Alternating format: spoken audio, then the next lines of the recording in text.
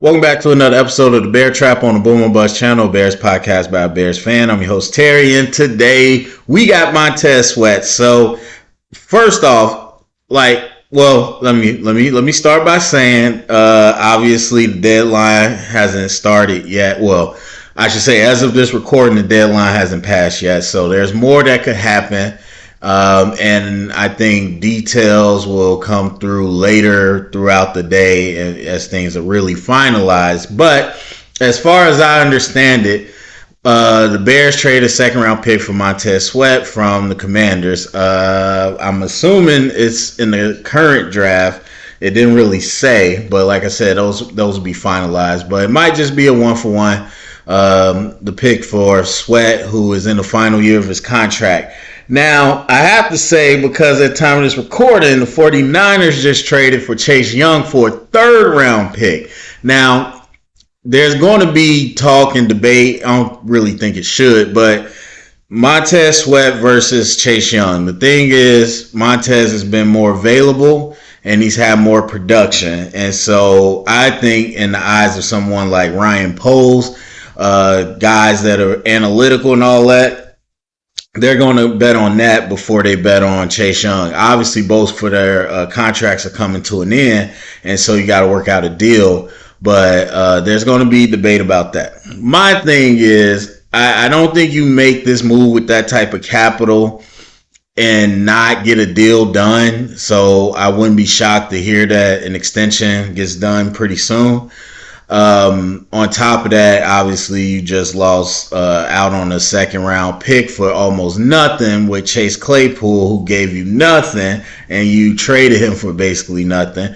So you can't really, I think, turn around on a team that is not competing and push capital for a guy that's only going to be here for half a season. So I'm pretty sure a deal was already done, or at least worked out before the trade was finished. But despite whether you think Chase Young or Montez Sweat, we need edge help, period. But my question right now is, if he went for a third round to the 49ers, whose third round is not going to be as good as ours, or I don't know if we had a Panthers, but let's just say our third round pick, or our future third round pick, you telling me we couldn't have packaged that up and got both of them? I just don't understand. I really thought, honestly, my thought was most probably we'll get neither. But if we do pull the trigger, I thought it'd be Chase Young just because of the upside. But I did think there was a possibility for us or any other team to get both. And to see that Chase Young goes for a third round pick, I just don't understand. I would have gave up 2 second round picks to get both of them.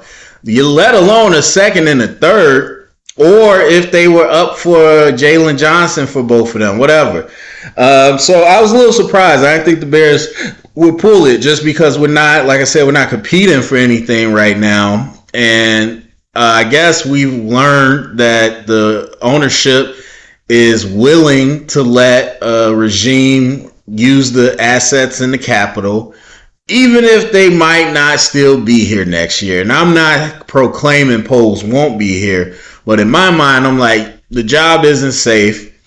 The team's definitely far from where you want it to be.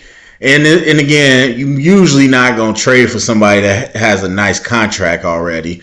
Usually it's somebody with an expiring contract. So I didn't think that this would be a route that they would actually do. Obviously, you know that I've been preaching we need more pass rush for a long time, but I just didn't think they'd pull the trigger. So it was kudos to them for pulling the trigger, just like I gave kudos to Ryan Pace for being aggressive for the stuff he wants. I'm not giving Poles credit for that Claypool, because that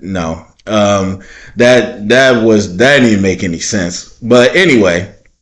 So yes, we got Montez Sweat, much needed edge help. Like, again, I don't really feel the need to debate him and Chase Young. Not the same player, but some similar aspects. Obviously, Chase is younger, probably has more upside, but has been injured more often.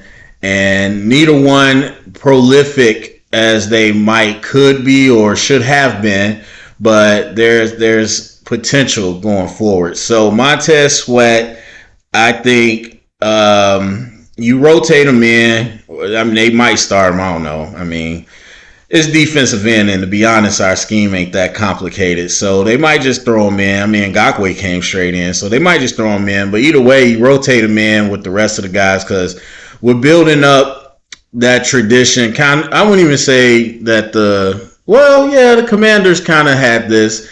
They had a lot of injuries, but obviously the team that comes to mind is the Jets, the Eagles, teams like that, 49ers, where you build up that tradition of having a rotational D-line that you can bring in and out.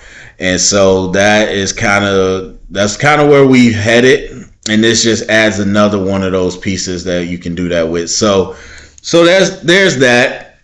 I think you can't say anything but an upgrade. I don't think Sweat is prolific, but he is a rare athlete, much like Chase Young, and he has solid production. It's not like, he hasn't done anything, but if you remember, this is a DN that ran a low 4.3, so plenty of explosion, plenty speed, can threaten the edge.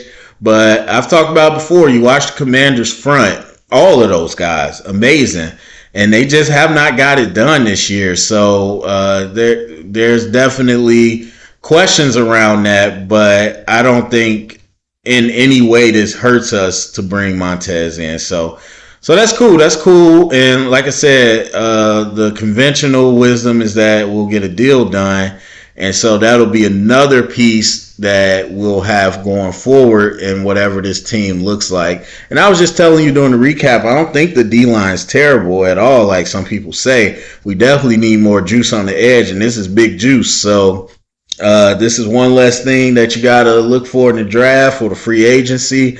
And you don't typically get edge rushers like this available. I'd be curious to hear what the Commanders' reasoning is. Now, we know that this has been a possibility for a couple of years now.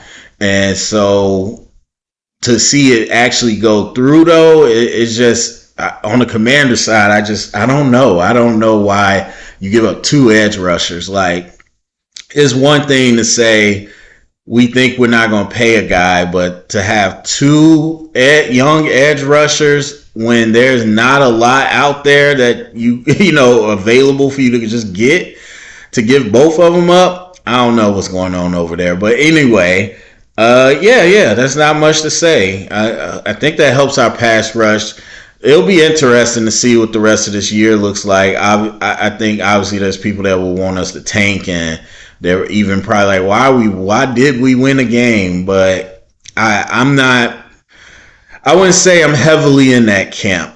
I think I'm very much a let it play out, because I 100% am not this tank for Caleb Williams guy, not at all. But I don't know this draft either. I think you let it play out. I mean, it's something to be said about getting some wins and getting some confidence for guys that will be on the team going forward. And like I said, seeing what Justin and Bajan can do and evaluating them. And obviously Eberflus and them, they're on the hot seat. They ain't trying to lose. So I just think you go out there and let it play. If we win enough games where we're, number 8 instead of number 1, or, number 4 instead of number 1, so be it. To be honest, I think the experience and evaluation is more valuable. I'm not the guy to sit here and say tank. So we winning. I still obviously don't think we'll compete, but we went and got a guy to add to it, and hopefully that opens up a lot of things. Again, this is a one-man wrecking crew. This is not Myles Garrett or Bosa, any of that. So I'm not expecting that, but obviously that could open up some space, at least for the other guys on the D-line, and hopefully if the pressure increases, that helps out the secondary. So tell me what you think. That is more what I'm interested in. Go down to the comment section, let me know, share it around, get the conversation started, thumbs up, subscribe, and remember, stay up and bear down.